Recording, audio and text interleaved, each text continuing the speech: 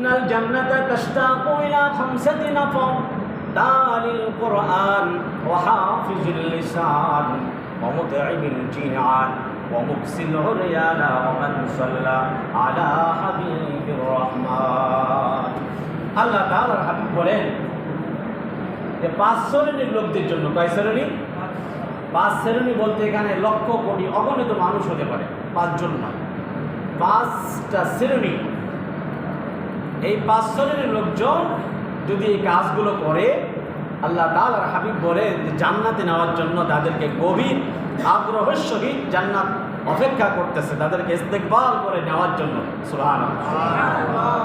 আল্লাহ নবী বলেন তালিল কোরআন, 1 নম্বরে যারা কোরআন তেলাওয়াত করবে, কোরআন অনুযায়ী যারা জীবন গড়বে, কোরআনের ভিতরে যে হালাল বিধান রয়েছে হালাল জানবে, হারাম যে বিধান রয়েছে হারাম জেনে চলবে।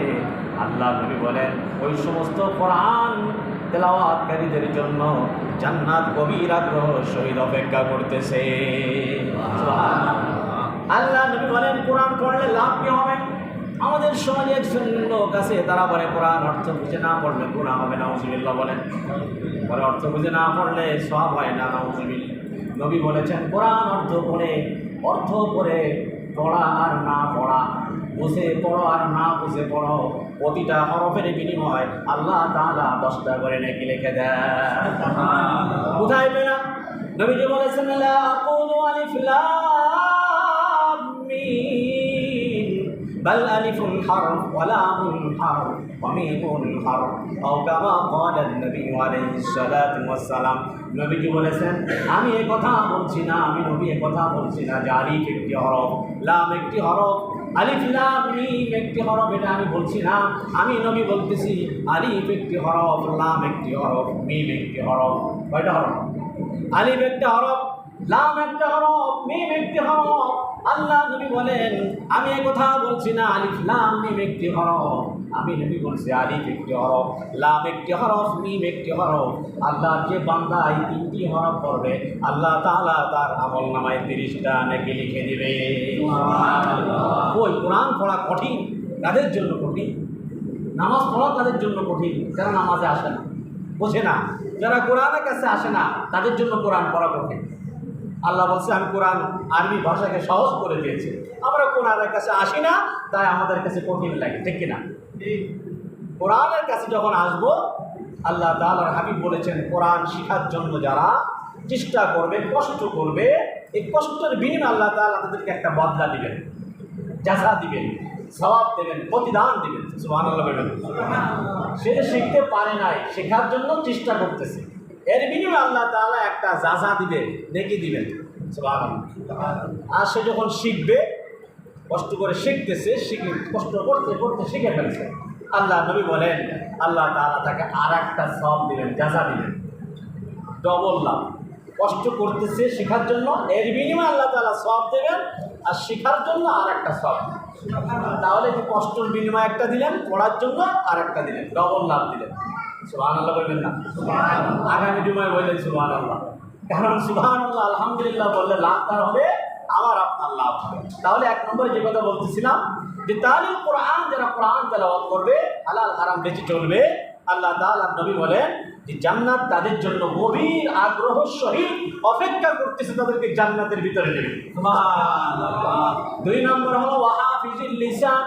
আল্লাহ নবী বলেন যারা জবানের হেফাজত করবে, অশ্লীল বেহায়াখানা কথাবার্তা থেকে যাদের নিজেদের ঠোঁট 2 ঠোঁট জিহ্বাকে সংযত রাখবে, হেফাজত করবে, আল্লাহ তাআলার হাবিব বলেন তাদের জন্য জান্নাত গভীর আগ্রহের সহিত অপেক্ষা করতেছে।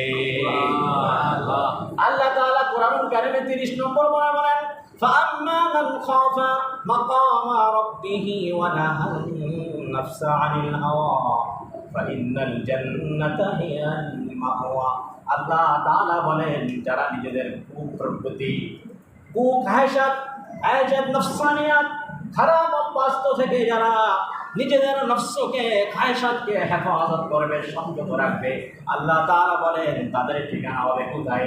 ফাইন্নাল জান্নাতা হিয়াল মাওয়া, তাদের ঠিকানা হবে জান্নাত। সুবহানাল্লাহ। জান্নাতের কথা ছিল সুবহানাল্লাহ বললেন না? আরে জান্নাত তো শুধু মুমিনদের জন্য, ঈমানদারদের জন্য। বেঈমানদের জন্য জান্নাত নয়।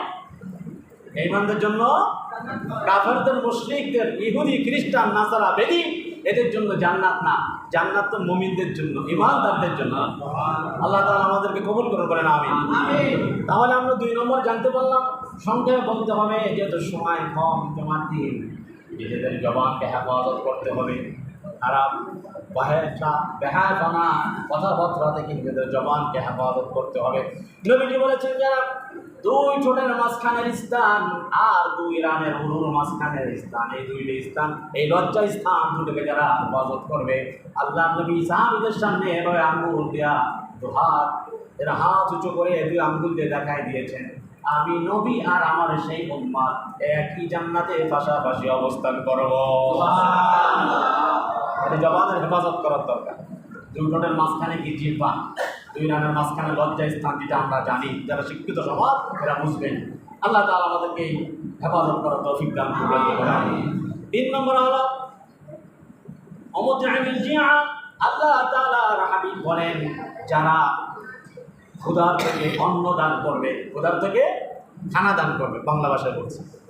আমি ঠিক মতো 3 বেলা খাই, 3 বেলার জায়গায় আরো 3 বেলা নাস্তা খাই, আমার টাকা পয়সা আছে, আর একবার টাকা নাই, 1 বেলা খাই, নুন আনতে ঘন্টা হয়ে যায়, একটা কথা আছে না? আমি এগুলো যদি আমরা খোঁজ খবর নিই, কে না খেয়ে আছে, কে গরিব অসহায় আছে, বিধবা আছে, গরিব আছে, অসহায় যারা আছে, এদের খোঁজ খবর নেওয়া। নবীজি বলেছেন, যখন কোনো ক্ষুধার্তকে কেউ খানা দিবে, খাবার দিবে, আল্লাহ তাআলা তাদের জন্য জান্নাত এমনভাবে অপেক্ষমান রয়েছে, আল্লাহ তাআলা তাদেরকে জান্নাত দিবে, জান্নাতে নেওয়ার জন্য জান্নাত তাদের জন্য আগ্রহের সহিত অপেক্ষা করতেছে। 4 নম্বর হলো মুকসিমুরিয়া। আল্লাহ নবী বলেন, যারা বস্ত্রহীনাকে বস্ত্র দান করবে। আমার ভালো ভালো পোশাক আছে, আমার পরিবারে এত দামি দামি পোশাক, আমার পাড়া প্রতিবেশী তার ভালো একটা পোশাক নাই, শরীর ঢাকার জন্য এখন ভালো শাড়ি নাই, মা বোনদের শরীর ঢেকেছে কিন্তু শরীর দেখা যায়। আজকাল তো মানে অভাব নাই, যত বেশি কাপড় চোপড় তত বেশি উলাঙ্গ বেহায়াপনা, নাউজুবিল্লাহ বলে। যত বেশি কাপড় চোপড় ডিজিটাল হয়েছে, আধুনিক হয়েছে, তত বেপরদা বেড়ে গিয়েছে, নাউজুবিল্লাহ। নবীজি বলেছেন, কোন বস্ত্রহীনাকে যারা বস্ত্র দান করবে, আল্লাহ তাআলা জান্নাত তাদের জন্য গভীর আগ্রহের সহিত অপেক্ষা করতেছে। আর 5 নম্বর হলো ওমান সাল্লা আলা হাবিবির রহমান। আল্লাহ নবী বলেন, যারা বেশি বেশি আমি নবীর শানে দুরূদ পাঠ করবে, আল্লাহ তাআলার জান্নাত তাদের জন্য অপেক্ষা করতেছে। আজকাল সমাজে দুরূদ নাই, নাউজুবিল্লাহ বলেন। নবীজি বলেছে, দুরূদ যে বেশি পড়বে দুনিয়ায়, আমি নবীর কাছাকাছি কিয়ামতের দিন সে তত বেশি থাকবে, সেই বেশি সফলতা অর্জন করবে, সেই বেশি কামিয়াব হয়ে যাবে। তাহলে বেশি বেশি দুরূদ পড়া দরকার। দৈনিক আমরা যত বেশি পারি দুরূদ শরীফ পড়ব, আল্লাহ তাআলা তৌফিক দান করবে। দেখেন, আমরা যেই নবীর উম্মত হয়েছি, সেই নবী কত কষ্ট করেছে, আর আমরা তো তৈরি করা ইসলাম পেয়েছি। আমরা শুধু গর্ব মুখ দিয়া আল্লাহ তাআলা প্রতিদান দান করবে, আর তারা হাতে কলমে এবং নিজের জান মাল আল্লাহ রাস্তায় ব্যয় করে, নিজের খেয়ে নিজের পরে, মাথায় গাট্টি বোঝা মাথায় নিয়ে মানুষের ধারে ধারে দিনের দাওয়াত দিয়েছে। রহমাতাল লিল আলামিন তার চুলায় 3 দিন পর্যন্ত আগুন জ্বলে নাই। কি বানাই বলছি? হযরত আনাস রাদিয়াল্লাহু তাআলা আনহু, যিনি নবীজির একজন খাদেম ছিলেন, কিতাবে এসেছে 8 থেকে 10 বছর হযরত আনাস রাদিয়াল্লাহু তাআলা নবীজির খাদেম ছিলেন।